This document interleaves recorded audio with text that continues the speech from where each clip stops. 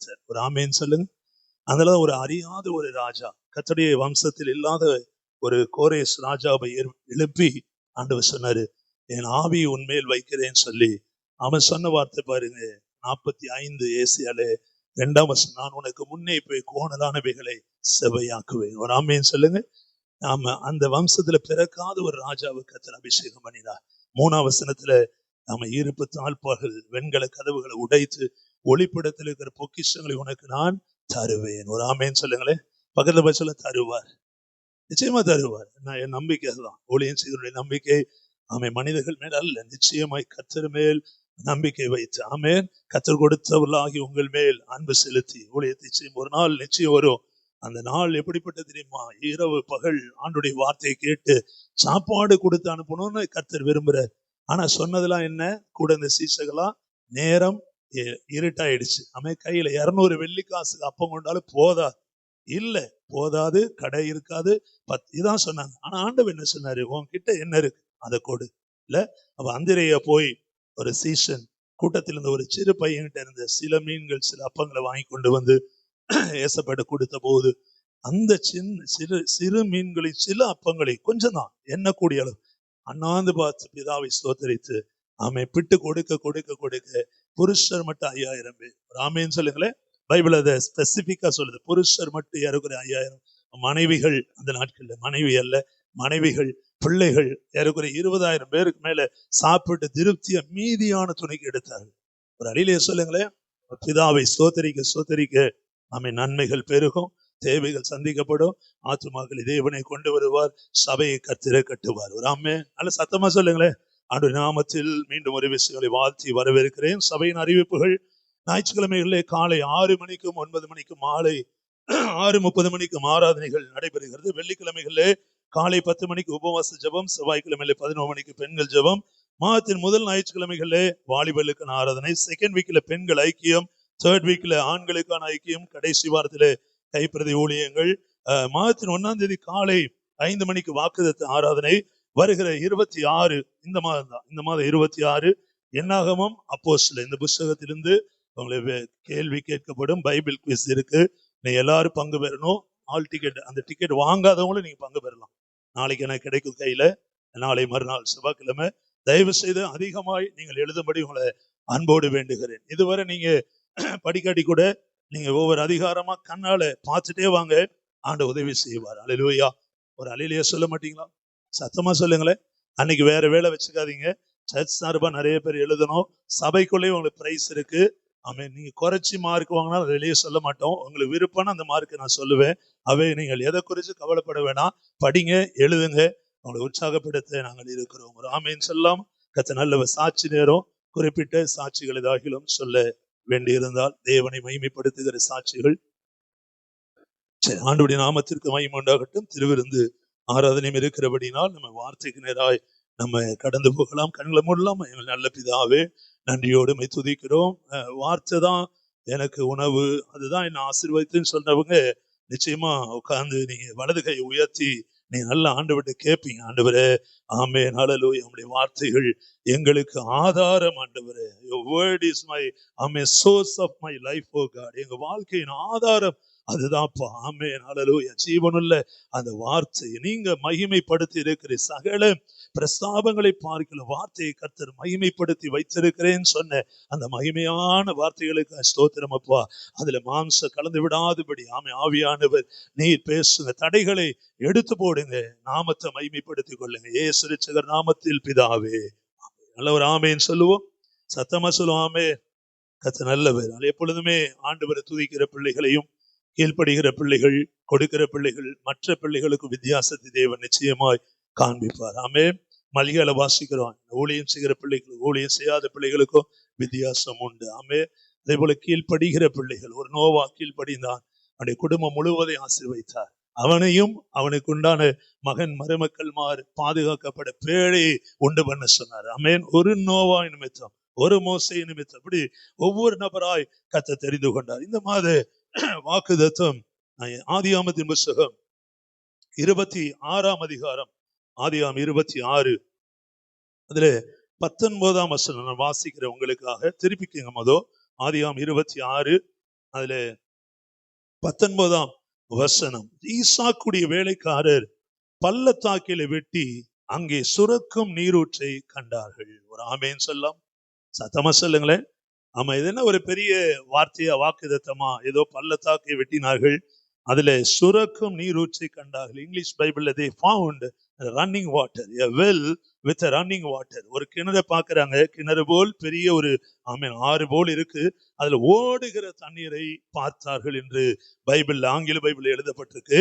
இதுல 10ஆம் வசனம் 19, ஈசாக்குடைய வேலைக்காரர் பள்ளத்தாக்கில வெட்டி அங்கே சுரக்கும் நீரூற்றை கண்டார்கள். அப்ப இந்த மாதம் நாம் காண்கிற ஒரு மாதம் என்று ஆண்டவர் என்னோடு பேசினார். ஆமென்.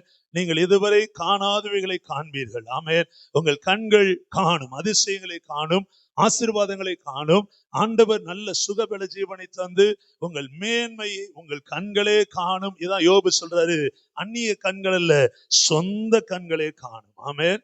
அவன் சொன்னது என்ன தெரியுமா? அவர் சொன்னது, என் மீட்பர் உயிரோடு இருக்கிறார். ஒரு ஆமேன் சொல்லுங்களேன். இத மற்றவர்கள் சொல்லி அல்ல, என் சொந்த கண்களே காணும். அதுபோல இந்த மாதத்துல உங்கள் சொந்த கண்கள் காணும்படி உங்கள் சரீரத்துல சுகம், உங்க வாழ்க்கையில ஆசீர்வாதங்கள், உங்க வேலையில ஒரு ஸ்திரத்தன்மையை நிச்சயமாய் தருவார். நம்புகிறவர்கள் ஒரு ஆமேன் சொல்லுங்க. விசுவாசிக்கிறவர்கள் ஒரு அலையிலேயே சொல்லாம.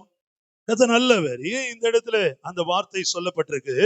இந்த துறவு, இந்த கிணறு வெட்டப்படுவது இப்பொழுது மாத்திரம் அல்ல, ஆபிரகாம் நாட்களிலும் ஒரு துறவு வெட்டப்பட்டது. ஆபிரகாம் நாட்கள், தகப்பன் ஆபிரகாம், அந்த துறவுகள் எல்லாம் மண்ணை எடுத்து தூர்த்து போட்டார்கள். தண்ணீரை காணும் முன்னமே, கவனிக்கிறீங்களா? ஆசீர்வாதத்தை காணும் முன்னமே அந்த துறவுகளை தூர்த்து போட்டார்கள். அதை நம்ம வாசிக்கலாம். அதுல பாருங்க, 15ஆம் வசனம், அவன் தகப்பனாகிய ஆபிரகாமின் நாட்களில் அவனுடைய வேலைக்காரர் வெட்டின துறவுகள் எல்லாம் தூர்த்து மண்ணினால் நிரப்பி போட்டார்கள். ஆமென். ஆபிரகாமும் துறவு வெட்டினான் அவருடைய ஆட்களை வச்சு. ஆனால் தண்ணீரை அவர்கள் காணவில்லை. தண்ணீர் காண்பதற்கு முன்பதாகவே எதிரிகள் வந்து அந்த கிணறை மண்ணால் திரும்ப மூடி போட்டார்கள் என்று வேதம் தெளிவாய் சொல்லுகிறது. ஆமென். அடுத்து பாருங்க, அடுத்ததாக அபிமெலேக்கு ஈசாக்கை நோக்கி, நீ எங்களை விட்டு போய்விடு, எங்களை பார்க்கிலும் மிகவும் பலத்தவனானாய் என்றான். அப்பொழுது ஈசாக்கு அவ்விடம் விட்டு புறப்பட்டு, அதாவது தூர்த்து போடப்பட்ட துறவுகள், அந்த சூழ்நிலைகள் எல்லாம் விட்டு அவன் வேறு இடத்திற்கு வருகிறான். கேராரின் பள்ளத்தாக்கிலே கூடாரம் போட்டு அங்கே குடியிருந்து தன் தகப்பனாகிய ஆபிரகாமின் நாட்களில் வெட்டினவைகளும் ஆபிரகாம் மரித்த பின் பெலிஸ்தர் தூர்த்து போட்டவைகளுமான துறவுகளை மறுபடியும் தோண்டி, ஆபிரகாம் நாட்களில் வெட்டப்பட்ட துறவுகள் தண்ணீரை காணும் முன்னே தூர்த்து போடப்பட்டது. ஆசீர்வாதங்களை காணும் முன்னமே துறவு பிரயாசங்களுக்கு பலனற்று போனது. ஆனால் ஈசாக்குக்கு ஆண்டவர் சொல்றாரு, மறுபடியும் அந்த துறவுகளை நீ மீண்டும் தோண்டு. ஒரு ஆமேன் சொல்லுங்களேன். மறுபடியும் தோண்ட வைக்கிறார். ஆமேன். நீங்களும் நானும் மறுபடி பிறந்தவர்கள். ஒரு அலையிலேயே சொல்லுங்களேன், we are the people of reborn again. Amen. born again people. நம்ம மறுபடியும் பிறந்திருக்கிறோம். 2 கொரிந்தியர் 5:17 சொல்லுது, ஆமென், நம்முடைய கர்த்தருக்குள் நம்ம எப்படிப்பட்டவளா இருக்கிறோம்? பழையவைகள் எல்லாம் ஒளிந்து போன, புதியவைகள் எல்லாம் தோன்றின. ஒரு ஆமேன் சொல்லுங்களேன். ஒருவன் கிறிஸ்துவுக்குள் இருந்தால் பழையவைகள் எல்லாம் ஒளிந்து போயின, எல்லாம் புதிதாயின. ஒரு ஆமேன் சொல்லுங்களேன். எவ்வளவு நீங்க யாரெல்லாம் விசுவாசிக்கிற எனக்கு தெரியல. சும்மா அமர்ந்து போனால் ஆசீர்வாதம் இல்லை. எவ்வளவு பெரிய தேவைகள் இருந்தாலோ, எவ்வளவு பெரிய தடைகள் இருந்து இதுவரை வாழ்க்கையில் ஆசீர்வாதங்களை காண முடியல அப்படின்னு நீங்க தொடர்ச்சியா தோல்விகளை சந்தித்து வந்திருந்தாலோ, இந்த காலை வேளையில விசுவாசியுங்கள், நம்புங்கள். மீண்டும் ஈசாக்கை தன் தகப்பன் வெட்டின துறவுகளை தோண்டும்படி கர்த்தர் அனுமதிக்கிறார். அந்த வசனத்தை பாருங்க. தன் தகப்பன் அவைகளுக்கு இட்டிருந்த பெயர்களின்படியே அவைகளுக்கு பெயரிட்டான். இப்போதான் வார்த்தை வருது, ஈசாக்குடைய வேலைக்காரர் பள்ளத்தாக்கில வெட்டி. எந்த பள்ளத்தாக்கு? ஏற்கனவே ஆபிரகாம் வெட்டி எதிரிகளால் தூர்த்து போடப்பட்ட, மண்ணால் நிரப்பப்பட்ட, பிரயாசங்கள் வீணடிக்கப்பட்ட அதே பள்ளத்தை மீண்டும் ஈசாக்கு தோண்டின போது அந்த இடத்துல சுரக்கும் நீரூற்றை கண்டார்கள். ஒரு அலையிலேயே சொல்லுங்களேன். ஒருவேளை இதுவரை இருந்த ஜெப வாழ்க்கை, விசுவாச வாழ்க்கை, அதிலே நம்ம தோல்வி போல் நமக்கு இருந்தாலோ சோர்ந்து போகாதிருங்கள். மீண்டுமாக கர்த்தர் உங்களை புதுப்பிக்க வல்லவராய் இருக்கிறார். ஒரு அலிலியா சொல்லுங்களேன். ஆமா, நம்மளை விட்டு போனவைகளா இருக்கட்டும், நம்மளை தூசித்தவைகளா இருக்கட்டும், அவமானப்படுத்தினவைகளா இருக்கட்டும், கீழ்ப்படியாதவைகளா இருக்கட்டும், எதை கண்டு நீங்க சோர்ந்து போக வேணாம். நானும் சோர்ந்து போக வேண்டியதில்லை. காரணம், மறுபடி தோண்டி மீண்டுமாக உனக்கு ஆசீர்வாதம் உன் கரங்களிலே கொடுக்கிற தேவனாய் இருக்கிறார். ஆமே. என் தகப்பன் நாட்கள் அப்படி நடந்தது. நான் சின்ன பையனா இருந்தேன். அப்ப பார்த்தேன், அப்பா கஷ்டப்பட்டு எங்க ஆட்கள்லாம் பள்ளத்தை நோண்டினாங்க. ஆனால் அதுல நாங்கள் நன்மையை பார்க்க முன்னமே அதை மீண்டு வந்து மண்ணால் நிரப்பி போட்டாங்க. எங்கள் பிரயாசங்களை வீணாச்சு. அதனால எனக்கும் அப்படிதான் நடக்கும் என்று ஈசாக்கு நினையாதபடி. ஒரு ஆமேன்னு சொல்லுங்களேன். ஏன் தெரியுமா அப்படி நினைக்கல? அந்த வசனம் சொல்லுது, ஆபிரகாம், அந்த வார்த்தையை பாருங்க 18, தன் தகப்பனாகிய ஆபிரகாமின் நாட்களில் வெட்டினவைகளும் ஆபிரகாம் மரித்த பின்பு பெலிஸ்தர் தூர்த்து, அதாவது அடையாளமே இல்லாத அளவுக்கு மண்மேடு அப்படியே சமமாக்கிட்டாங்க அந்த இடத்தை. அப்படிப்பட்ட இடத்தை மீண்டும் தோண்டுகிறான். ஏன் தோன்ற தெரியுமா ஈசாக்கு? ஏன் இந்த வேலையை செய்யறாரு? நமக்கு முன் இருந்த ஆபிரகாம் விசுவாச தகப்பன், அவராலே முடியல அப்படின்னு நினைக்கல. ஏன் தெரியுமா? அதற்கு ஆண்டவர் எனக்கு கொடுத்த பதில் என்ன தெரியுமா? 26:1, ஆபிரகாமின் நாட்களில் உண்டான பஞ்சத்தை அல்லாமல் பின்னும் ஒரு பஞ்சம் தேசத்தில் உண்டானது. இந்த பஞ்ச காலத்துலதான் 12ஆம் வசனம், அதிலே 12, ஈசாக்கு அந்த தேசத்திலே விதை விதைத்தான். கர்த்தர் அவனை ஆசீர்வதித்ததினால் அந்த வருஷத்தில் 100 மடங்கு பலன் அடைந்தான். ஒரு ஆமேன்னு சொல்லுங்களேன். பஞ்ச காலத்திலே தேசமெங்கும் சீர்கட்டு இருக்கிற தேசத்துல ஈசாக்கு விதை விதைத்தான். 100 மடங்கு ஆசீர்வதிக்கப்பட்டான். இப்போ 100 மடங்கு ஆசீர்வாதத்தை பெற்ற ஈசாக்குக்கு ஆண்டவர் சொல்றாரு, உன் தகப்பன் ஆபிரகாம் நாட்கள்ல வெட்டப்பட்ட துறவுகள் தூர்த்து போடப்பட்டிருந்தாலோ நீ மீண்டும் தோண்டு அந்த துறவை. ஆமேன்னு சொல்லுங்களேன். வாழ்க்கையில தோல்விகள், பிரச்சனைகள், போராட்டங்கள் எவ்வளவு நீங்க சந்தித்திருந்தாலும் இந்த ஜூலை மாதத்துல கர்த்தர் உங்களுக்கு ஆசீர்வாதமான துறவுகளை திறக்க வல்லவராய் இருக்கிறார். நான் விசுவாசிக்கிறேன். நீங்களும் ஒரு அலிலியா சொல்லாமா? வேலை ஸ்தலத்திலும் சரி, உங்க தனிப்பட்ட வாழ்க்கையிலோ கர்த்தர் அற்புதங்களை காண செய்வார். அல்லேலூயா. தொடர்ச்சியான தோல்விகளை சந்தித்த இந்த ஈசாக்கு 40 வயதுல திருமணம் பண்ணுகிறான். ஆமென். இவனுக்கு முன்பாக அடிமை பெண்ணுக்கு பிறந்ததான இஸ்மவேல் அந்த குடும்பத்தில் இருந்தாலோ, அவனையும் தேவன் ஆசீர்வதிப்பேன் என்று வாக்கு பண்ணி ஆகாருக்கு சொல்லி இருந்தாலோ, விசேஷித்த ஆசீர்வாதத்தை ஈசாக்குக்கு தேவன் கொடுத்தார். பஞ்ச காலத்திலோ 100 மடங்கு ஆசீர்வாதத்தை தேவன் கொடுத்தார். உங்க வாழ்க்கையிலையும் நீங்க ஏசப்பாவை ஏற்றுக்கொண்ட நாட்கள் முதலாய் ஆரம்ப நாட்கள்லயும் சரி, இதற்கு முன்பு சரி, நிறைய அற்புதங்களை பெற்றுக் கொண்டிருப்பீர்கள். நிச்சயமா தேவன் நன்மையை தந்திருப்பார். ஒரு ஆமைன்னு சொல்லுங்களேன்.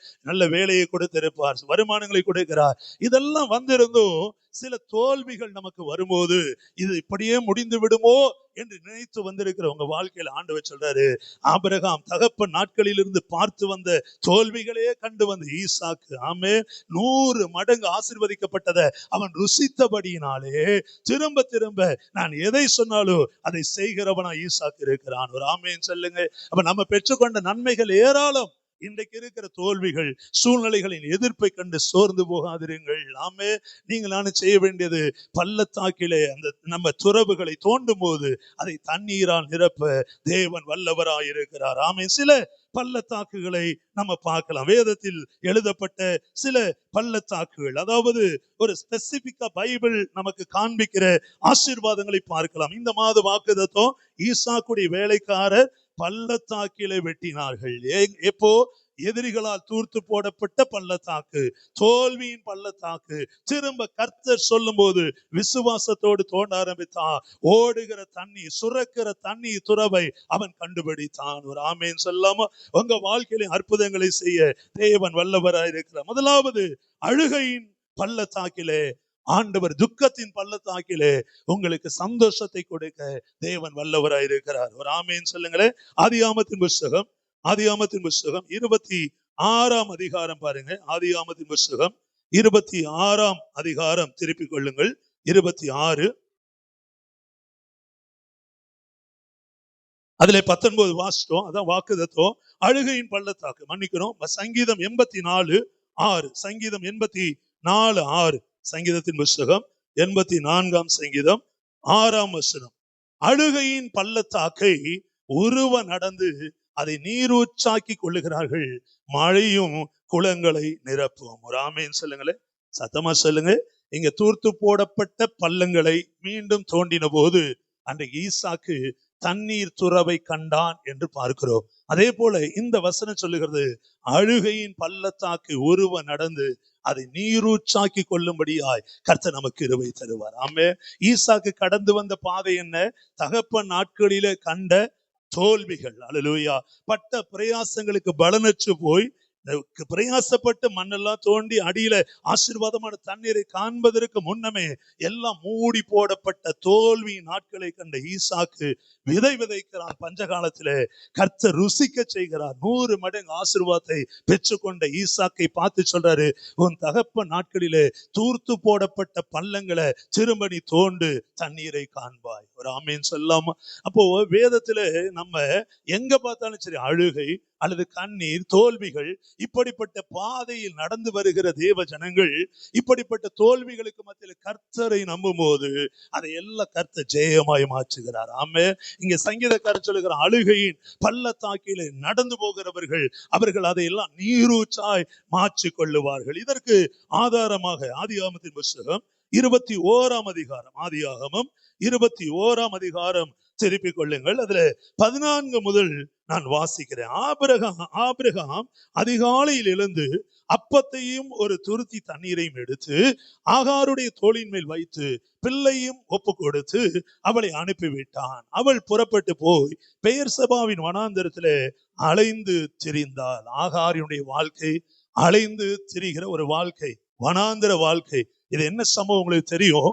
ஆண்டவர் வாக்குத்தத்தம் பண்ணின பிள்ளை பிறப்பதற்கு முன்னதாகவே அடிமை பெண்ணாய் இருந்த ஆகாரை ஆபிரகாமுக்கு தன் மனைவியே கொடுக்கிறார். அவர்கள் சேர்ந்து பிள்ளையை பெற்றெடுக்கிறார்கள். அதுக்கு முன்னாடி கொஞ்சம் பாருங்க, 10ஆம் வசனம் 21:10. ஆபிரகாமை நோக்கி இந்த அடிமை பெண்ணையும் அவள் மகனையும் புறம்பே தள்ளும் என்று சாராள் சொல்லுகிறாள். இன்னும் கொஞ்சம் மேலே போங்க, 1ஆம் வசனம் முதலே நீங்க பார்க்கலாம். கர்த்தர் தாம் சொல்லி இருந்தபடி சாராள் பேரில் கடாட்சமானார். பிள்ளை இல்லாமல் இருக்கிற சாராளுக்கு இப்ப கர்ப்பம் உண்டாகிறது. இந்த கர்ப்பம் தரிப்பதற்கு முன்னதாகவே பொறுமை இல்லாமல் சாராள் என்ன பண்ணுகிறாள்? ஆபிரகாமுக்கு வீட்டு வேலைக்காரி அடிமையாய் இருந்த ஆகாரை மனைவியாக்கி கொள்ளும்படியாக அவள் அனுமதிக்கிறார். அப்படி அனுமதித்த போது ஒரு பிள்ளை பிறக்கிறது. இது 16ஆம் அதிகாரத்துல நீங்கள் பார்க்க முடியும். அந்த பிள்ளை பிறந்து வளர்ந்து வருகிறது. இப்பொழுது சாராளின் கர்ப்பத்தையும் கர்த்தர் ஆசீர்வதிக்க ஆரம்பித்து விட்டார். 2ஆம் வசனம், ஆபிரகாம் முதிர் வயதா இருக்கையில் சாராள் கர்ப்பவதியாகி தேவன் குறித்திருந்த காலத்திலே அவனுக்கு ஒரு குமாரனை பெற்றாள். அதுக்கு ஈசாக்குன்னு பெயர் வைக்கிறாங்க. இப்போ கீழே அப்படி வந்தீங்கன்னா பிள்ளை பிறந்ததினாலே 7ஆம் வசனம், சாராள் பிள்ளைகளுக்கு பால் கொடுப்பாள் என்று ஆபிரகாம் எவன் சொல்லுவான்? எல்லாம் நகைத்து ஒரு கேலி கிண்டல் பண்ணுகிற ஒரு சூழ்நிலை. 8ஆம் வசனம், பிள்ளை வளர்ந்தது, பால் மறந்த நாளிலே ஆபிரகாம் பெரிய விருந்து பண்ணுகிறான். 9ஆம் வசனம், எகிப்து தேசத்தானாகிய ஆகார் ஆபிரகாமுக்கு பெற்றெடுத்த குமாரன் பரியாசம் பண்ணுகிறதை சாராள் கண்டு. இந்த வயதுல ஒரு குழந்தையா பால் கொடுக்கிறாளே என்றெல்லாம் பரியாசம் பண்ணுகிறதை சாராள் கண்டு. ஆமே. இப்ப பாருங்க, முன்பு இருந்த அந்த தாழ்மை, அந்த பொறுமை இல்லாமல் உள்ளுக்குள்ள பொறாமை வந்தபடினால் அவ என்ன சொல்றா பாரு, ஆபிரகாமை நோக்கி. அதான் அந்த கான்டெக்ட்ல என்ன சொல்றா சாராள், இந்த அடிமை பெண்ணாகிய ஆகாரையும் அவள் மகனையும் புறம்பே தள்ளிவிடு, வீட்டுக்குள்ள இடம் கிடையாது, அனுப்பிவிடு. இந்த அடிமை பெண்ணின் மகள் என் குமாரனாகிய ஈசாக்கோடு சுதந்திரவாளியாய் இருப்பதில்லை. தன் மகனை குறித்து சொல்லப்பட்ட இந்த காரியம் ஆபிரகாமுக்கு மிகவும் துக்கமாய் இருந்தது. ஆகார் ஆசீர்வாதத்தை கேட்கல, ஆகார் எஜமானோடு சேர்ந்து கொள்ளுவேன் என்று சொல்லல. ஆகாருக்கு இந்த விருப்பம் இல்லை. ஆனால் ஆகார் தள்ளப்படுகிறாள், சூழ்நிலைகளுக்குள்ளே தள்ளப்படுகிறாள். தள்ளப்பட்ட பின்பு அங்கே ஒரு ஆசீர்வாதம் உண்டாகிறது. இப்பொழுது யார் தள்ளினார்களோ அவர்கள் ஆசீர்வாதத்தை பெறும்போது அங்கே பொறாமை ஏற்படுகிறதை பார்க்கிறோம். பொறாமை ஏற்பட்டு சொல்லுகிறாள் புருஷனை பார்த்து, இந்த ஆகாரை புறம்பே தள்ளு, பிறந்த குழந்தையோடு வீட்டை விட்டு வெளியே அனுப்பு. பாருங்கள், ஆசீர்வாதம் இல்லாத போது எவ்வளவு தாழ்மை. ஆமே. எப்படியாகிலும் ஒரு ஆசீர்வாதம் கிடைக்கட்டும், என் மூலமாய் கிடைக்காவிட்டாலும் பரவாயில்ல, என் புருஷனுக்கு ஒரு ஆசீர்வாதம் வேண்டும், எங்கள் சந்ததிக்கு ஒரு ஆசீர்வாதம் வேண்டும். ஆனால் கர்த்தர் ஏற்கனவே வாக்கு பண்ணி இருக்கிறாரு, உனக்கு பிறக்க போகிறது சுதந்திரவாளியா இருக்கும். ஆமே. சாராளாகிய உனக்கும் ஆபிரகாமுக்கு பிள்ளை நிச்சயமாய் பிறக்கும் என்று வாக்கு பண்ணிவிட்டார். வானத்து நட்சத்திரங்களைப் போல அந்த சந்ததி பெருகும் என்று சொல்லிவிட்டார். ஆனால் இதை நம்பாமல் விசுவாசிக்காமல் சாரால் அவசர கோலத்திலே திடீர் என்று எடுத்த முடிவுகளினாலே, ஒரு ஆமேன்னு சொல்லுங்க, இன்றைக்கு அந்த குழந்தை பிறந்தது. அதை சகித்துக் கொள்ள மனம் இல்லாமல் இவளுக்கு ஆசீர்வாதம் கிடைத்த போது இப்பொழுது ஆபிரகாமை அழைத்து இந்த அடிமை பெண்ணை குழந்தையும் வீட்டை விட்டு துரத்து என்று சொல்லுகிறார். எவ்வளவு பெரிய ஒரு சோதனை பாருங்கள். ஆகாருக்கு இல்ல, அவள் கூலி வேலை செய்வது போல வீட்டுல வேலை செஞ்சு பணத்தை வாங்கி சாப்பிட்டு தன் சொந்த குடும்பங்களுக்கு அனுப்பி இப்படிதான் ஒரு அடிமையா இருந்தார் விடுதலை ஆகிற வரை. ஆனால் அதற்குள்ளே சில குழப்பங்களுக்குள்ளே தள்ளப்படுகிறார். இந்த குழப்பங்களுக்குள்ளே தள்ளினவள் இன்றைக்கு ஆசீர்வதிக்கப்படுகிறார். ஆசீர்வதிக்கப்பட்டவள் அவளையும் அரவணைத்து அவளுக்கு ஒரு வேண்டிய காரியங்களை செய்து கொடுக்காமல் புருஷனை அழைத்து அதிகாரம் தன் கரத்தில் இருப்பதினாலே லீகலா இவன் தான் என் புருஷன் என்று அறிந்திருக்கிறபடினால் அவளை அனுப்ப சொல்லும்படி, வெளியே துரத்தி விடும்படியாக ஆகார் துரத்தப்படுவதை பார்க்க இந்த காலை வேளையில உங்க வாழ்க்கையில என் வாழ்க்கையில என்ன நடக்குதுன்னு ஒருவேளை புரியாமல் இருக்கலாம். எதிர்காலம் எப்படி இருக்கும்னு ஒருவேளை அறியாமல் இருக்கலாம். ஆனாலும் ஒன்றை மறந்து போகாதிருங்கள், நீங்களும் நானும் அடிமையின் பிள்ளைகளா அல்ல. ஒரு ஆமேன் சொல்லுங்களேன். நீங்களும் நானும் சொந்த தேவனுடைய பிள்ளைகளா இருக்கிறோம். ஆமேன். அதனால ரோமர் 8:15 சொல்லுது, அந்தபடி மீண்டும் நீங்கள் பயப்படுகிறதற்கு அடிமைத்தனத்தின் ஆவியை பெறாமல் அப்பா பிதாவே என்று கூப்பிடுகிற புத்திர சுவிகாரத்தின் ஆவியை நீங்கள் பெற்றிருக்கிறீர்கள். ஒரு ஆமேன் சொல்லுங்க. நீ என்ன கண்ணீரோடு வந்திருந்தாலும் தேவைகளோடு வந்திருந்தாலும் அல்ல, நிறைவாய் நான் இருக்கிறேன் என்று சொன்னாலோ ஒன்றை மறந்து போகாதிருங்கள். ஆகாருக்கு ஏற்பட்ட சூழ்நிலைகள் நம்முடைய வாழ்க்கையிலும் எப்பயாகிலும் ஏற்படலாம், ஏற்பட்டிருக்கலாம். நம்மை புரிந்து கொள்ளாமல் இருக்கலாம். ஆனா சோர்ந்து போக வேண்டாம். ஆகார் அந்த வீட்டுலதான் இருப்பேன் அடம்பிடிக்கல. அவள் அந்த குழந்தையை எடுத்துக்கொண்டு அவள் போகிறாள். பாருங்க அந்த வார்த்தையை. அப்பொழுது தேவன் ஆபிரகாமை நோக்கி, அந்த பிள்ளையும் உன் அடிமை பெண்ணை குறித்து சொல்லப்பட்டது உனக்கு துக்கமாயிருக்க வேண்டாம். பொறாமையும் துரத்துகிற காரியத்தையும் மனுஷீகத்திலே சாரால் செய்கிறார். ஆனால் இதுல துக்கப்பட்டு கொண்டது ஆபிரகாமை தேற்றுவது யார்? ஆகாரும் அல்ல, சாராலும் அல்ல, அழைத்த தேவன். ஒரு ஆமேன்னு சொல்லுங்களேன். சத்தமா சொல்ல மாட்டீங்களா? உங்களுக்கு வருகிற துக்கம் பாடுகள்ல நீங்க கர்த்தர் மேல் விசுவாசம் உள்ளவளா இருந்தால் உலகம் சப்போர்ட் பண்ணும், மனிதர்கள் சப்போர்ட் பண்ணுவாங்க என்கிற சூழ்நிலையை தாண்டி ஒரு ஆமேன்னு சொல்லுங்களேன். இங்கே பார்க்க போன ஆகாரும் ஆமேன் இங்க சப்போர்ட்டா பேசிருக்கணும், சாராலும் பேசிருக்கணும். ரெண்டு பேருமே எதிர்ப்பு. அல்லேலூயா. இப்ப இவனுக்கு ஆகாரையும் துரத்தி விட மனம் இல்லை. ஏன்னா பிள்ளை பிறந்துருச்சு. சாரால் பேச்சை கேட்காமல் இருக்க முடியாது. இந்த சூழ்நிலை அவள் நின்று கொண்டிருக்கிறான். இப்படிதான் நம்ம அநேகருடைய வாழ்க்கை. ஒரு அழிலே சொல்லுங்க, கர்த்தரை ஏற்றுக்கொண்டதினால் வருகிற பாடுகள். ஆமேன். உண்மை பேச வேண்டும் என்பதில் பேசினதனால் வருகிற துன்பங்கள். ஒரு ஆமேன்னு சொல்லுங்களே. பொறாமை, எரிச்சல், முன்பு இருந்த தாழ்மை, ஆசீர்வாதம் இல்லாத போது இருந்த தாழ்மை, கீழ்ப்படிதல், அன்பு, மாய்மாலமற்ற அன்பு. ஒரு ஆமேன்னு சொல்லுங்களேன். 1 கொரிந்தியர் 13 அழகா சொல்லுது, அன்பு தற்பொழிவை நாடா. ஒரு அழிலே சொல்ல மாட்டீங்க. சத்தமா சொல்லுங்களேன். அப்போ பிரசங்கம் பண்ணும்போது தகுதி இருக்கா நானே கேட்டுக்குவேன். ஒரு அழிலே சொல்லுங்களேன். தகுதி இருக்கு. ஒரு ஆமேன்னு சொல்லுங்க. அன்பு சினம் கொள்ளார். அன்பு சகலத்தையும் தாங்கும். ஒரு அழிலே சொல்ல மாட்டீங்க. சத்தமா சொல்லுங்களேன். இந்த அன்பு தான் தேவன் தந்த அன்பு. அல்லேலூயா. இது சாராளுக்கு பாருங்க, முத புருஷன் மேல அன்பு வைக்கிறது போல அப்படியே காமிச்சிட்டா வெளியே. எப்படியும் ஒரு குழந்தை பிறந்தா போதும், அவனும் போயிட்டான், குழந்தை பிறந்துருச்சு. ஆனா இப்பொழுது சூழ்நிலையை அறிந்தவளாய் அவள் நடந்திருக்க வேண்டும். ஆபிரகாமை அழைத்து இந்த ஆகாருக்கும் ஒரு வழிவாசலை ஏற்படுத்துங்கள் என்று சொல்லி இருக்க வேண்டும். ஆனா துரத்தி விடும்படியா இப்போ ஆபிரகாம் நடுவில் நின்று கொண்டிருக்கான். என்ன செய்வதென்று அறியாமல். பாருங்கள், அப்படி கர்த்தரே நம்பி வாழுகிற பிள்ளைகளுக்கு எழுதி வைத்துக் கொள்ளுங்கள், கர்த்தரே நம்மை ஆறுதல் படுத்துவார். ஒரு ஆமேன்னு சொல்லுங்களேன். இங்கே சாரால் பேசினதா சொல்லல. சாரால் பேசினதெல்லாம் அவமானமான வார்த்தைகள், தூஷணமான வார்த்தைகள், கர்த்தருக்கு விரோதமான வார்த்தைகள். பைபிள் சொல்லுது, தேவன் அன்பாகவே இருக்கிறார். God is love. ஆண்டவர் அன்பாகவே இருக்கிறார். யோவான் 13:1 ஆரம்பத்தில் வைத்த அன்பின்படி கடைசி வரை அன்பு காட்டினார். சிலுவையில் தொங்கும் போது கூட, பிதாவே இவர்களுக்கு மன்னியும், தாங்கள் செய்கிறது இன்னதென்று அறியாது இருக்கிறார்கள். ஒரு ஆமேன்னு சொல்லுங்க. அட சத்தமா சொல்லுங்க. ஆணி தெரியாதா? ஆணிதான் எடுத்து அறையிறாங்க. ரெண்டு கல்லல்கள் தெரிஞ்சுதான் அறையிறாங்க. ஆனா ஆண்டவர் என்ன சொல்றாரு? ஏசப்பா என்ன சொல்ற? பிதாவை பார்த்து, இவர்களுக்கு இந்த ஆவிக்குரிய மகிமை தெரியவில்லை. மாம்ச கண்களிலே மாம்சத்தின்படி நடக்கிறார்கள். அதான் ரோமர் 8, மாம்சத்தின்படி நடக்கிறவர்களுக்கு மரணம் உண்டு, ஆவியின்படி நடக்கிறது அது ஜீவனும் சமாதானமும் என்று வேதம் சொல்லுகிறது. ஒரு அழிலே சொல்லுங்க. பாருங்க, இந்த சாராள் நிறைய படிப்பினை நமக்கு கற்றுக் கொடுக்கிறாள். ஆமே. இப்ப தனக்கு ஒன்று வந்து விட்டது என்கிறது எப்படி சொல்லுகிறப்ப வெளியே தெரியாம, ஆனா வீட்டுக்குள்ள இருக்கிற ஆபிரகாமை அழைத்து கடிந்து கொள்ளுகிறார். ஒரு ஆமீன்னு சொல்லுங்களேன். வெளிய விசுவாச தாய் சாராள், ஆனா உள்ளுக்குள்ள புருஷங்கிட்ட ஒழுங்கா அனுப்புறியா இல்லையா இப்போ அப்படின்னு மிரட்டுறா.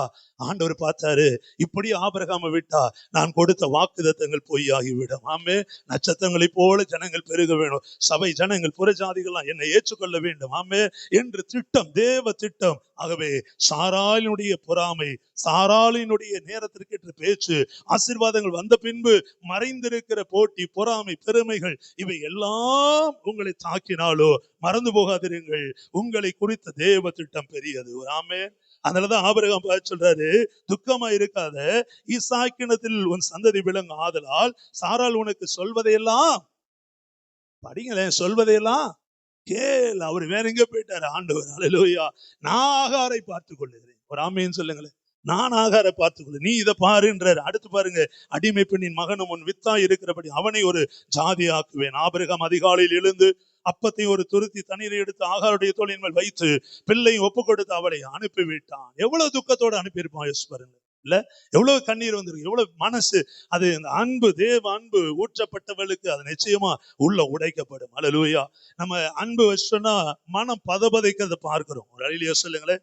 அது இந்த காலத்திற்கு அந்த லவ், அந்த அன்புலாம் கிடையாது. ஒருத்தர் நம்ம ஆண்டவருடைய அன்பு நிறையப்பட்டவர்கள் தேவனை ஆராதிக்கிற குடும்பங்களோடு உண்மையாய் பழகுவார்கள். ஒரு ஆமேன்னு சொல்லுங்களேன். சத்தமா சொல்ல மாட்டீங்களா? புறங்கூறுதல் இருக்காது, அவமானப்படுத்தல் இருக்காது, கோல் சொல்லுதல் இருக்கா. ஒரு அழிலிய சொல்ல மாட்டீங்களா?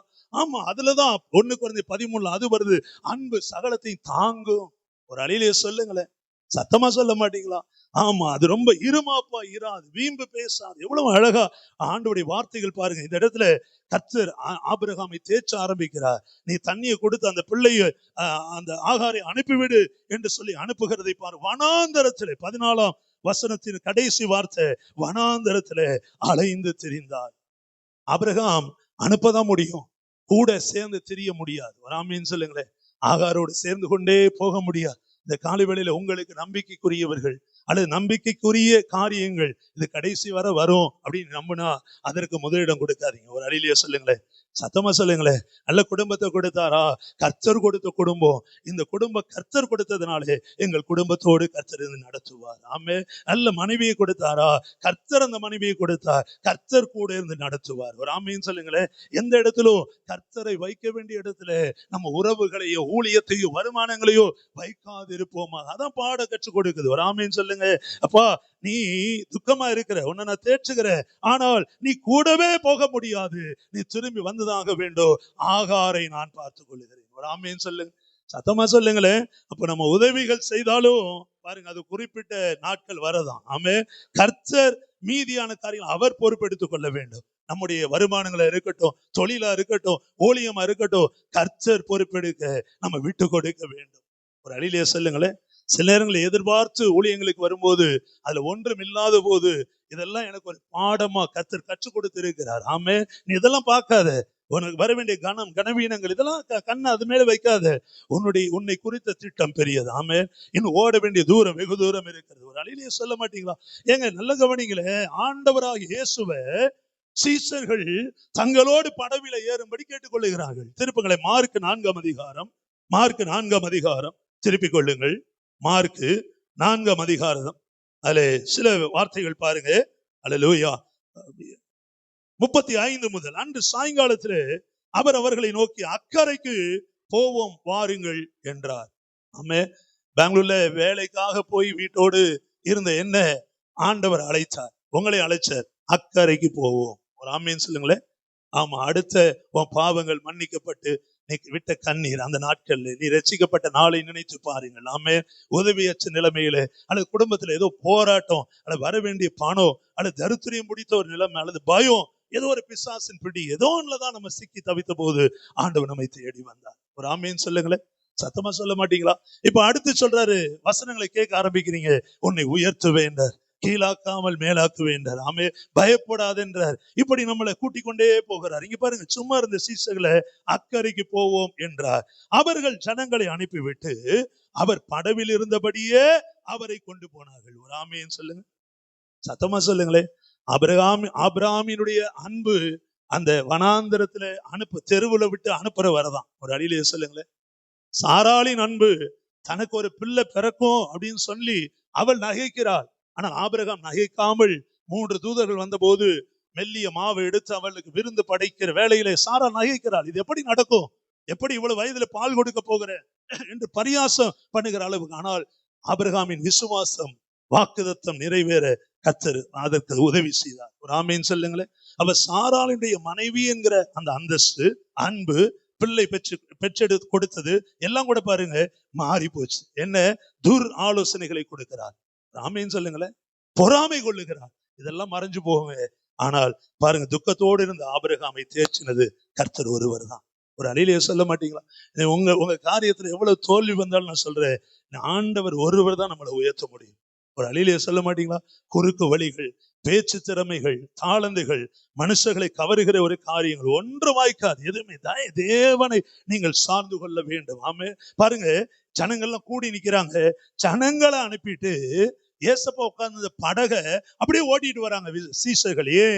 ஏதோ ஒன்று நடக்க போகிறது. ஆமே.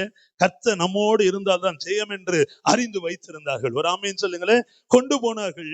வேற படவுகளும் அவரோடு கூட இருந்தது. ஒரு ஆமேன்னு சொல்ல மாட்டீங்களா? வாலிப வயதுல நம்ம மனம் போன போக்கில போகலாம். ஆனால் நம்முடைய வாழ்க்கை கர்த்தர் கரத்துல ஒப்பு கொடுக்கும் போது, ஊழியத்துல இஷ்டம் போல ஊழியம் செய்யலாம். ஆனால் கர்த்தர் கரத்துல கொடுக்கும் போது, அவரை என்னோடு நான் அழைத்து கொண்டு போகும்போது நிச்சயமாய் கர்த்தர் ஆசீர்வாதங்களை வர பண்ணுவார். ஆமே. பாருங்களேன், இங்க பாருங்க அந்த வசனம். அப்பொழுது பலத்த சுழல் காற்று உண்டாகி 37 படவு நிரம்பத்தக்கதாக அலைகள் அதன் மேல் மோதிச்சு. கப்பலின் பின்னணியத்தில் அவர் தலையணை வைத்து நித்திரையாயிருந்தார். அவர்கள் அவர் எழுப்பி, போதகரே, நாங்கள் மடிந்து போகிறது உமக்கு கவலை இல்லையா என்றார்கள். அவர் எழுந்து காற்றை அதட்டி, கடலை பார்த்து, இறையாதே, அமைதலா இரு என்றார். அப்பொழுது காற்று நின்று போய் மிகுந்த அமைதல் உண்டாயிற்று. அவர் அவர்களை நோக்கி, ஏன் இப்படி பயப்பட்டீர்கள்?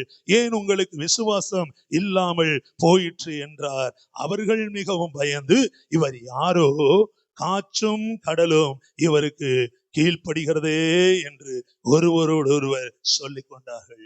ஆமேன் சொல்லம். இந்த மாதத்திலும் வரக்கூடிய காலங்களிலும் உங்களை விரோதமாய் எழும்புகிற காற்று, கடல், ஆமேன், வனாந்திர பாதைகள், கண்ணீரின் பாதைகள், பள்ளத்தாக்கிலிருந்து கர்த்தர் உங்களை தூக்கி எடுப்பார். ஒரு ஆமேன் சொல்லுங்களேன். இப்போ நீங்க ஆதியாகம புத்தகத்துல 21ஆம் அதிகாரத்துல அதை நான் வாசிக்கிறேன். 21ஆம் அதிகாரம் நீங்க திருப்பிக் கொள்ளுங்கள். 21ல மீதியான வசனங்கள் 21 வரை. ஆமென். துருத்தியிலே தண்ணீர். 14 ஆபிரகாம் அதிகாலையில் எழுந்து அப்பத்தை ஒரு தூத்தி தண்ணீரை எடுத்து அவருடைய தோளின் மேல் வைத்து பேசப வனாந்தரத்துல அவளை அனுப்புறான். அலைந்து திரிகிறாள்.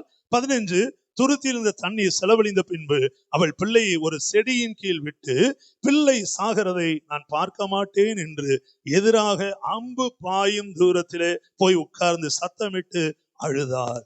ஆமென். ஒரு அழுகையின் பள்ளத்தாக்கிலே கர்த்தர் பாருங்க எப்படி ஈசாக்கு ஆபிரகாம் நாட்களில் வெட்டப்பட்டு தண்ணீரை காணாமல் இருந்த பள்ளத்தாக்கு, தூர்த்து போடப்பட்ட பள்ளத்தாக்கு திரும்ப தோண்டும்படி ஈசாக்கு தேவன் கட்டளை கொடுத்தாரோ, ஈசாக்கும் கீழ்ப்படிந்து விசுவாசத்தோடு வெட்டின போது தண்ணீர் சுரக்கிறதான ஒரு துறவை கண்டானோ. ஆமேன் சொல்லுங்களேன். அதே போல நம்முடைய வாழ்க்கையில ஆசீர்வாதங்களை தேவன் கொடுத்து உங்களை மகிழ பண்ண அவர் சத்தியம் உள்ளவராய் இருக்கிறார். ஒண்ணுதான், நாம் கடந்து போகிற பாதைகள் எப்படி இருந்தாலும் சரி, ஆண்டவர் மேல் முழு விசுவாசத்தை வைப்போம். ஒரு ஆமேன்னு சொல்லுங்களேன். பாருங்க, அந்த உட்கார்ந்து அலறா அழுகையின் பள்ளத்தாக்கில அடுத்த என்ன செய்வோம் தெரியல. நீங்க யோசிச்சு பாருங்க. உங்களுக்கு இப்போ குழந்தை சாக போகுது. 17 தேவன் பிள்ளையின் சத்தத்தை கேட்டார்.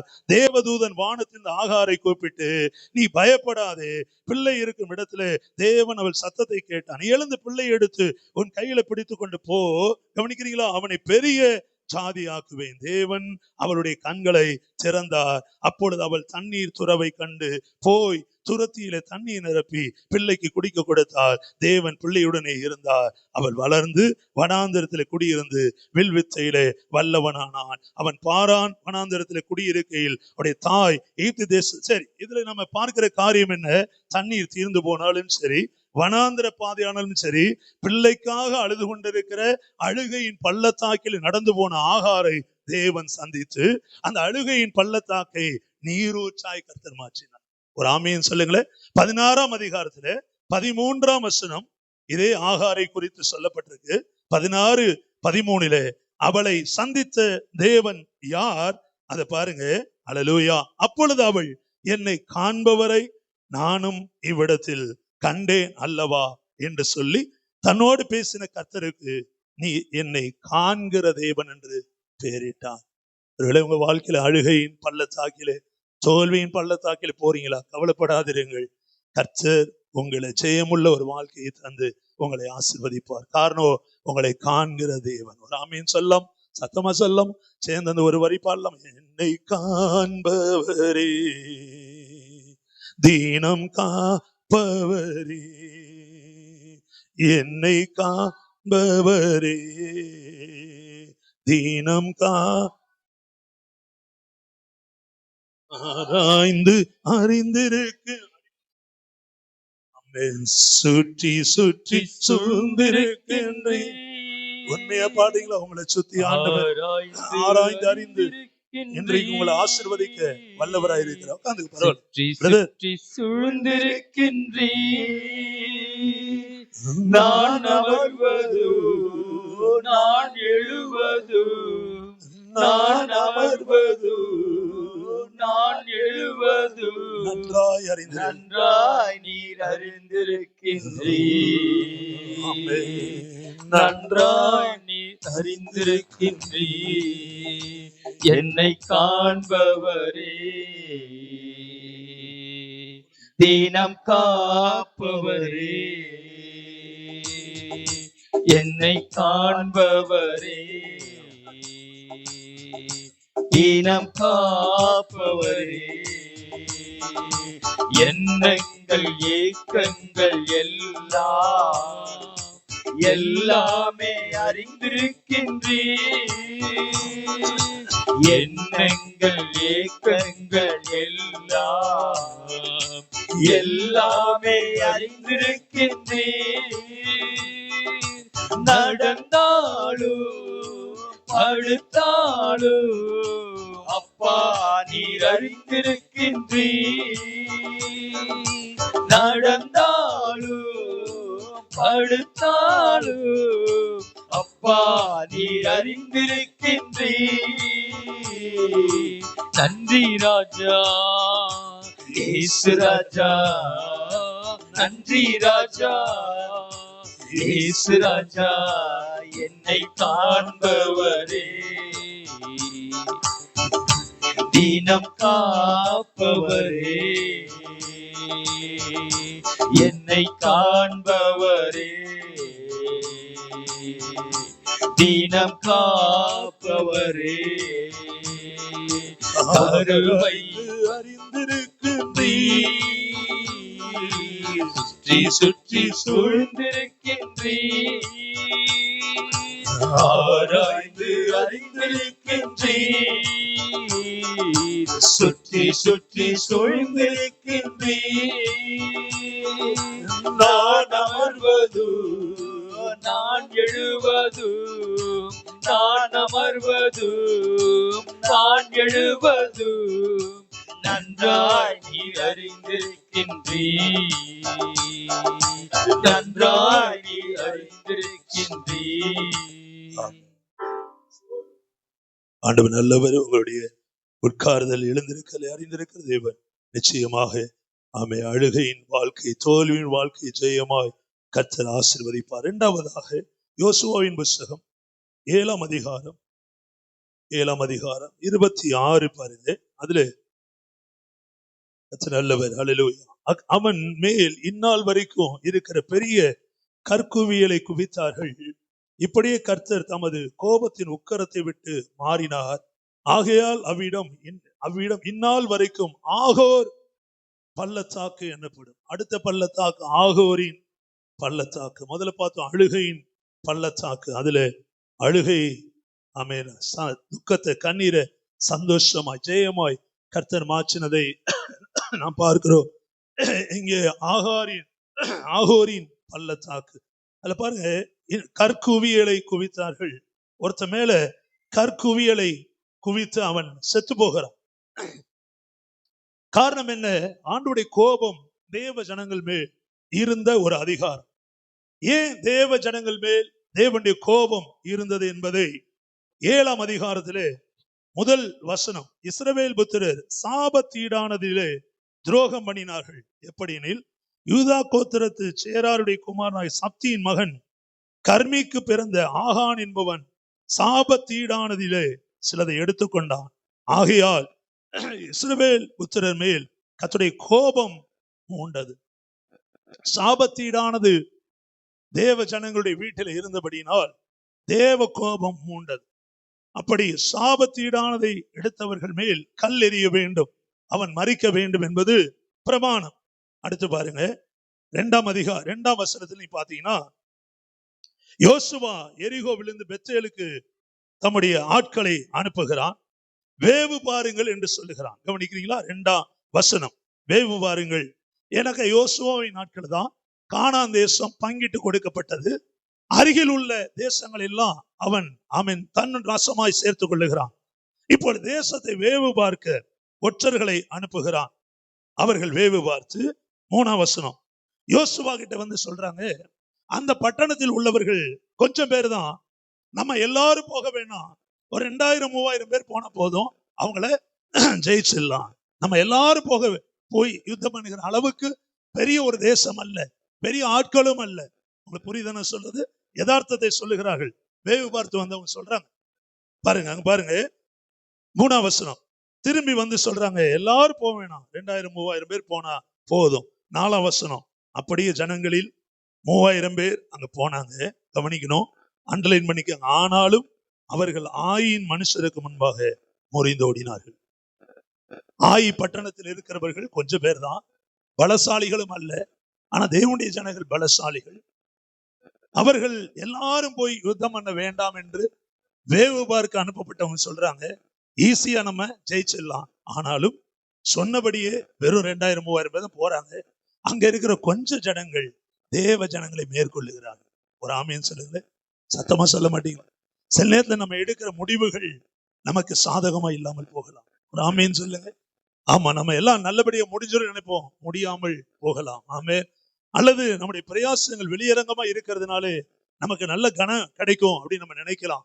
ஊழியம் நான் செய்யறதுனால ஒரு இந்து குடும்பத்தில் வந்துட்டோம், சபை ஊழியம் அழைச்சிட்டாரு, எல்லாம் அப்படியே மேன்மையா நடந்துரும் என்று நான் நினைக்கலாம். தவறு இல்லை.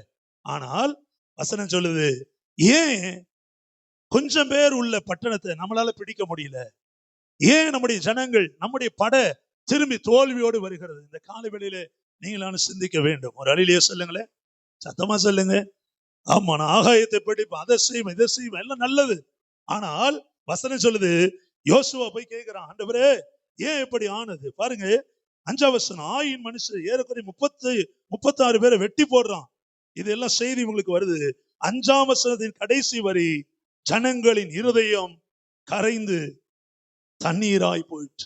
ரொம்ப பலசாலிகளா நாங்க இருக்கிறோம் நினைச்சவங்க தண்ணி கரைஞ்சு போகிற போல போகுது.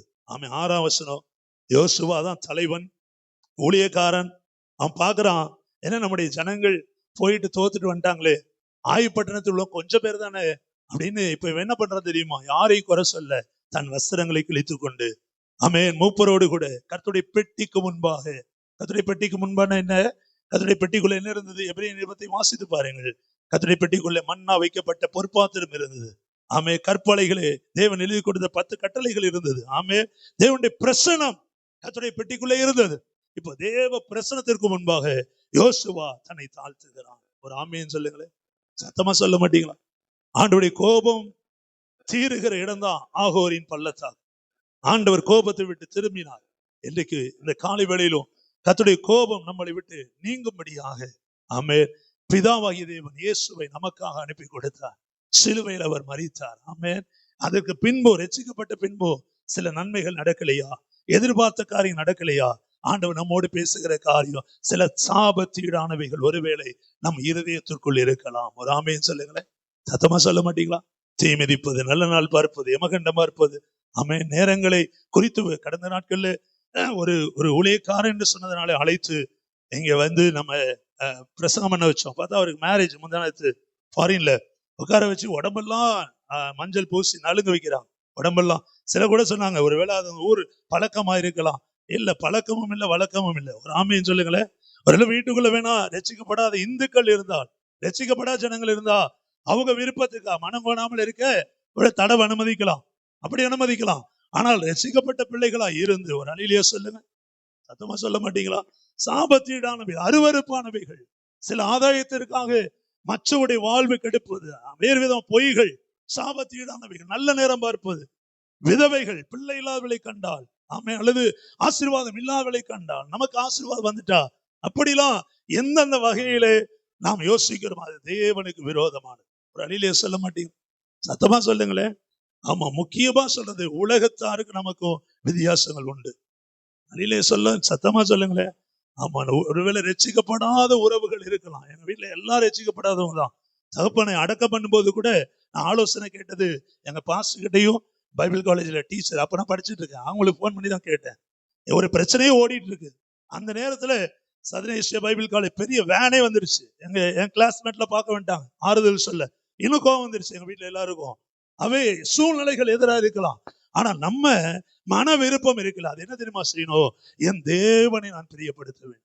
நான் அடிக்கடி சொல்லுவேன், ஆலயத்துக்கு வருவது, சண்டேஸ், மற்ற கூட்டங்கள், உங்களுக்குள்ள இருதயத்துல விருப்பம் ஆழமா இருந்ததுன்னா அந்த சண்டேல அல்லது மற்ற நாட்கள்ல 1ஆம் தேதி வாக்குதத்தம் எதுவா இருந்தாலும் சரி, அந்த நாட்கள்ல உங்களுக்கு வேற வேலையை கர்த்தர் வைக்கவே மாட்டார்.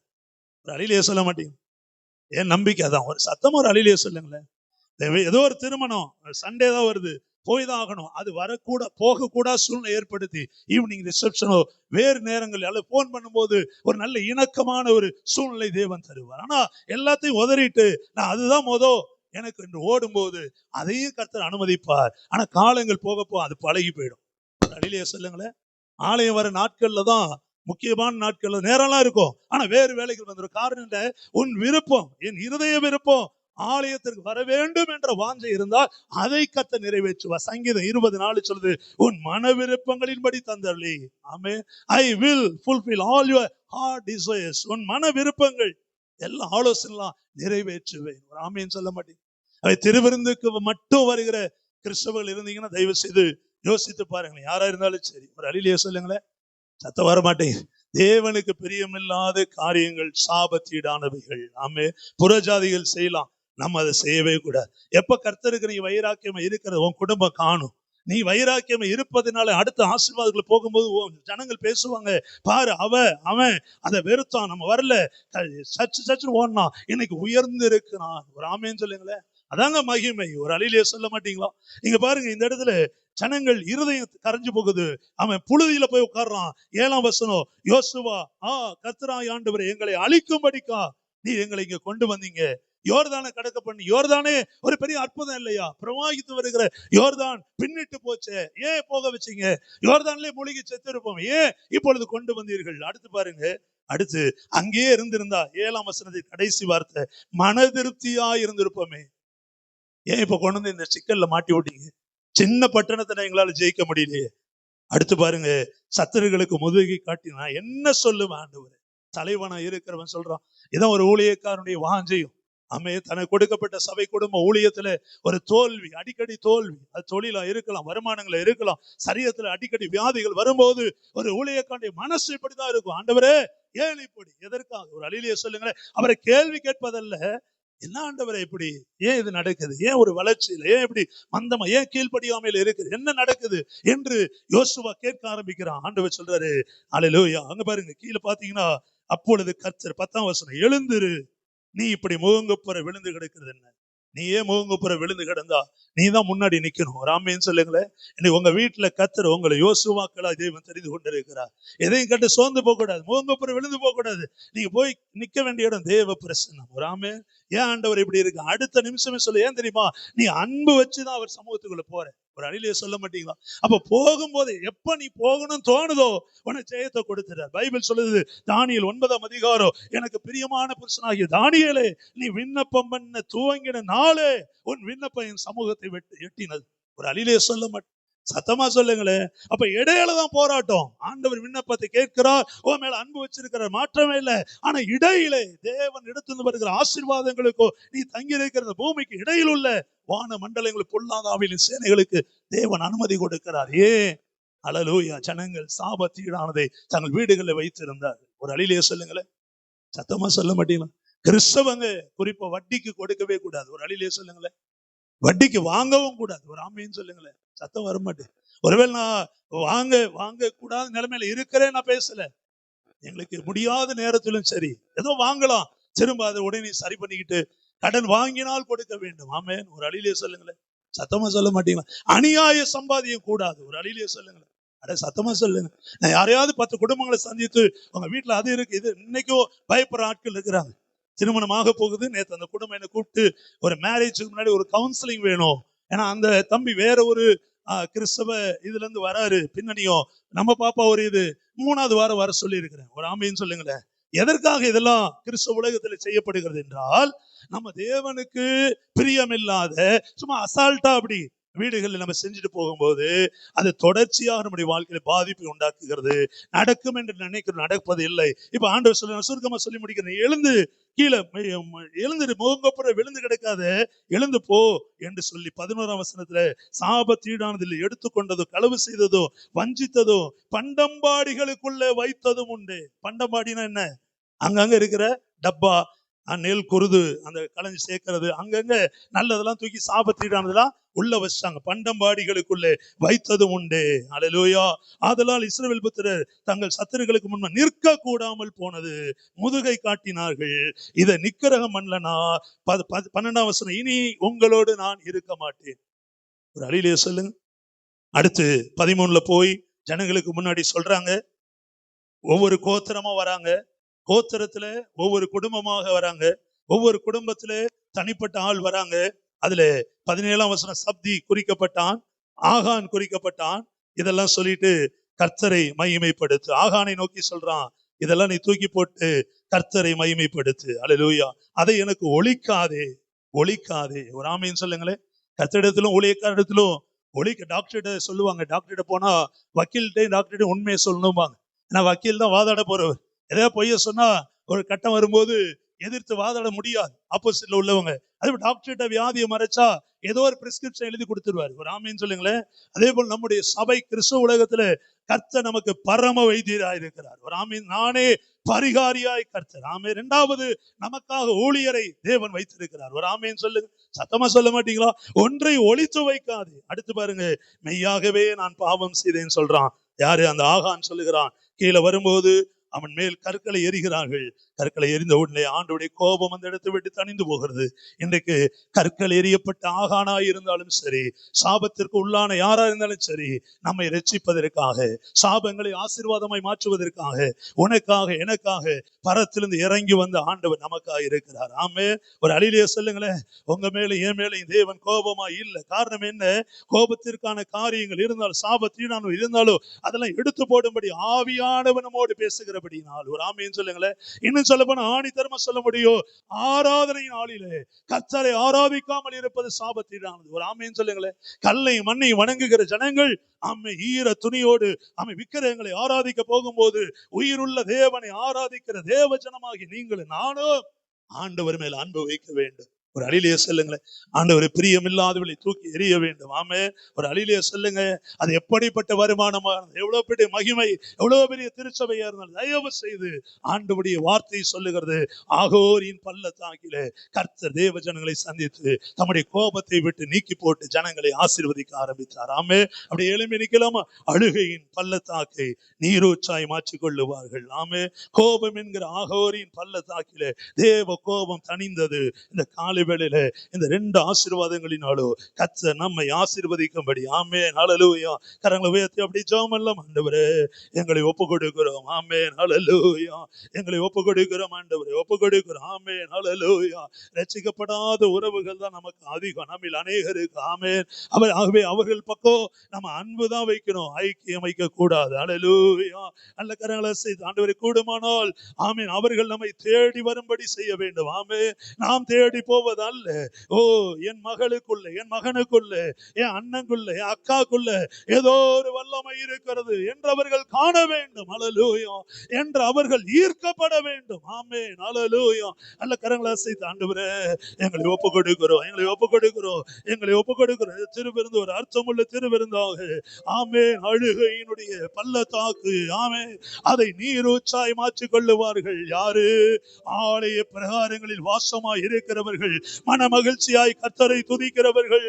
அல்ல கரங்களை உயர்த்தி ஆண்டவரே உம்மை நாங்கள் மகிமைப்படுத்துகிறோம். நீ நல்லவர், நல்லவர், நல்லவர். ஆண்டவரே உமக்கு நன்றி அப்பா. ஓ, ஆகாரை போல எங்களை ஒப்பு கொடுக்கிறோம். சாராளுக்குள் இருந்த ஆண்டவரே அந்த கிரியைகள் எங்களுக்குள்ள வேண்டாம் ஆண்டவரே. நீ சொல்லுகிற வார்த்தையை விசுவாசிக்கவும் ஆண்டவரே, அதன் மூலமாக ஈசாக்கு என்கிற சுதந்திரவாளை பெற்றுக்கொள்ளவும் எங்களை அர்ப்பணிக்கிறோம். ஆசீர்வதிப்பீராக.